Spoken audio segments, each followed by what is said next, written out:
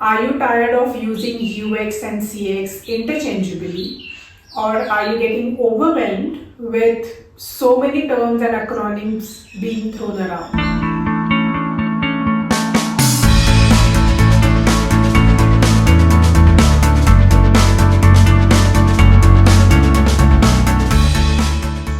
Hello everyone, welcome to Design Tales, and today we are going to explore the difference between UX, CX, HX and EX. Lot of terms, right? But don't worry, I'll make it very simple for you. I'll explain each terms, their nuances with lot of examples. So by the end of this video, you'll be able to clearly understand the difference, commonalities and overlaps between all of these terms. You can also share this particular knowledge with your colleagues, managers, with your client as well very confidently.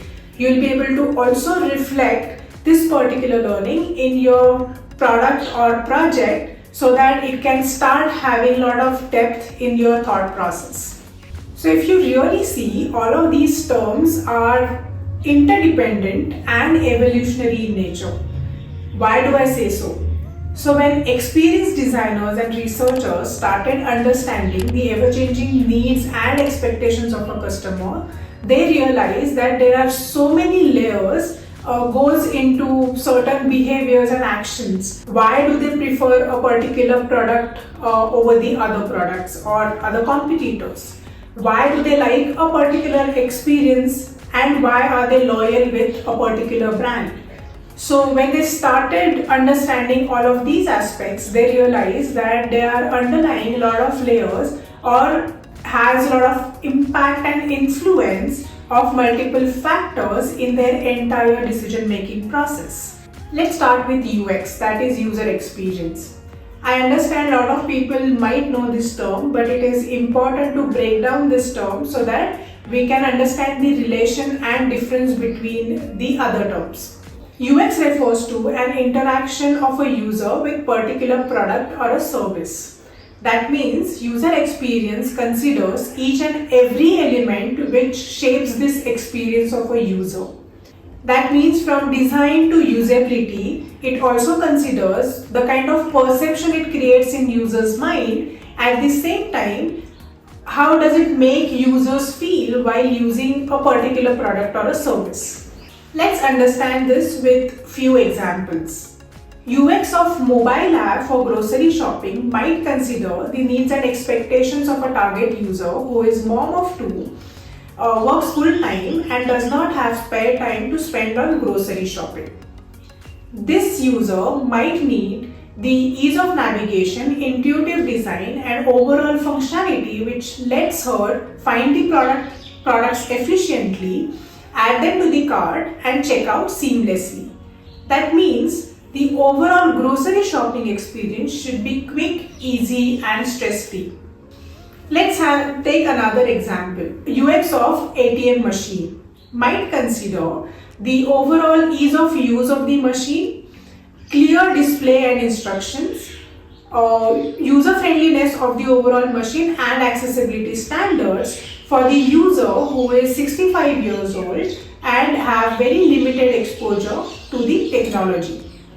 Whereas UX of an e-reader might consider clear and sharp display to make it easy to read in any lighting conditions, or having ability to change font size or line spacing to make reading very comfortable, or very intuitive and easy navigation where user can find the books they prefer on the go.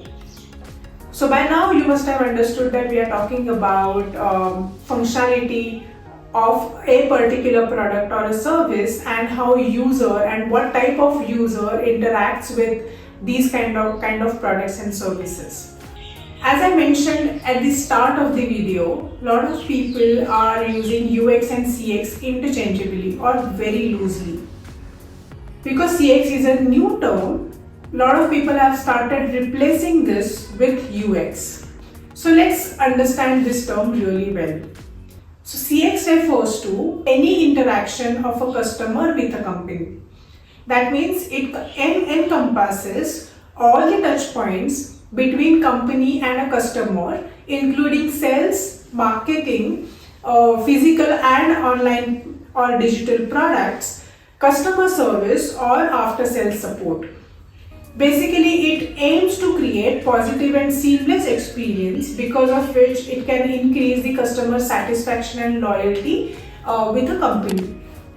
Let's understand this with a few examples where it covers end-to-end customer journey and multiple touch points between the customer and a company or a brand. CX for an online shopping might consider a customer who is 28 years old, who is a busy professional and enjoys online shopping a lot and generally shops for clothes and home decor. He values convenience, flexibility and ease of use of the website, expects quick and reliable delivery, and if there are any issues with the product or delivery or otherwise, he expects quality customer support service. In summary, the positive online shopping experience for this type of a customer could be the personalized product recommendations, hassle-free delivery and responsive customer support. Whereas another example could be CX for dining out at a restaurant. This might consider the facility of booking a table online for two or family, or overall atmosphere and ambience of the restaurant, quality of food and service, and overall positive experience of dining out. It could consider factors such as flexibility and ease of use of booking table online, also comfort and aesthetics of sitting area, the taste and overall presentation of the food, attentiveness and friendliness of the wait staff, and overall atmosphere of the restaurant. So if you see and compare this to UX, right, this broadens the overall scope of designing the experience, where we are not only considering a particular product or a service, but we are considering multiple products and services and all the other factors which really adds value to the experience of a customer. So by considering entire customer experience, businesses have realized that they can create positive and seamless experience, which in return can have customer loyalty, satisfaction and retention. With this, let's move on to HX or human experience. Human experience really goes beyond UX and CX, where it considers the context in which product or service is being used. It considers factors like emotional, psychological and social impact a product or service has on people's lives. Let's understand this with few examples. HX for fitness brand might consider the emotional impact of tracking progress, or sense of community it might provide to the customers, or psychological benefits because of regular exercise. So all of these factors becomes very important while designing an experiences and the relationship between the brand and the customer. Now, same example if we see from the context of UX and CX, UX might only consider one of the products or services, that is, for example, their fitness app for their customers, right? The CX broadens the horizon and look at multiple touch points. For example, fitness app versus they might have another website for customers to have a membership, or the experience of going to the gym, or attentiveness of the trainer, and the overall experience within gym could create a lot of impact on the relationship between the customer and brand. So if you see, as soon as you start broadening the scope, you go more in depth of a human behavior, their psychology, and what kind of impact any product or service leaves in terms of emotional or social or psychological. HX in home security system might consider the peace of mind provided by this particular system, or psychological impact of feeling safe in one's home, or social impact where it creates secure environments for friends and family. Another example could be HX in education system, which involves creating an environment for students which fosters learning and personal growth, where students feel supported, safe and valued. This might also include the access to high quality teaching and resources, or opportunities for collaboration and social interactions, or even support for emotional and mental well-being. So if you understand the overall school ecosystem, parents are left with peace of mind, students are getting good quality education, teachers have good amount of opportunities for growth and development, and there could be a lot of other entities and other players in the ecosystem whose value and the experience might get heightened because we are looking at all of these aspects. So in summary, it's worth noting that CX and HX are not always mutually exclusive, rather they overlap with each other. So considering all the aspects of experience might create depth and also better problem solving ability for any problem. Now the last term, which is EX, which stands for employee experience. It refers to the overall experience of an employee with the organization they are working for, including their relationship with colleagues, managers, and the organization itself. It considers all the aspects of employee experience like physical work environment and company culture, tools and processes used to do their work, and overall opportunities given for growth and development.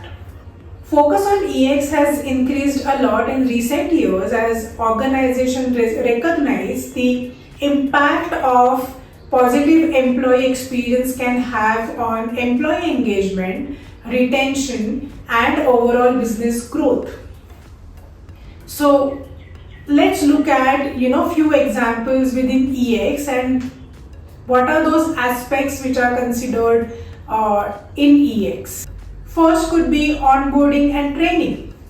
A new employee's first few weeks could be very crucial and set the tone for the entire tenure with the organization. A clear and comprehensive onboarding process, ongoing training and development opportunities can leave the employees feel supported and confident in their roles. Another example could be recognition and rewards. Recognizing and rewarding employees in different ways can really boost their morale and motivation. These recognitions could be formal and informal. Just a thank you note or verbal praise is also important, but the overall conducive environment for that needs to be created. Last example could be communication and feedback. Clear and regular communication between employees and manager can help ensure that everyone is on the same page and expectations are being met.